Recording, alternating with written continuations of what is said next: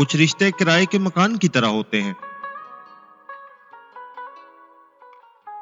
इन्हें आप जितना मर्जी सजा लो, देखभाल कर लो, वो कभी अपने नहीं होते।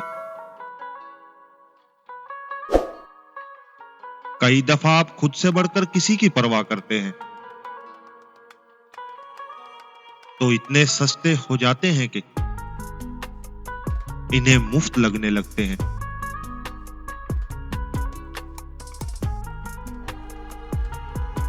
बाज औकात कुछ चीजें आपको मुस्कुराकर भी छोड़नी पड़ती हैं,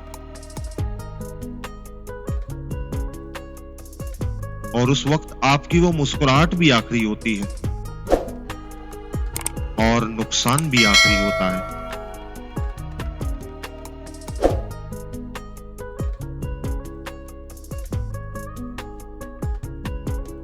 मेरी जगह पर कोई और हो तो चीख उठे।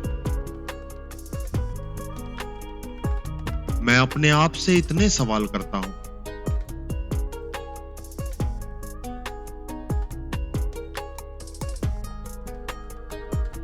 तीन लोग हमेशा परेशान रहते हैं: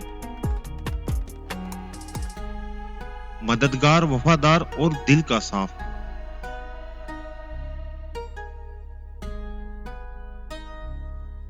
कभी किसी को दर्द मत दो, क्योंकि माफी मांग लेने पर भी दिल में दर्द बाकी रहता है।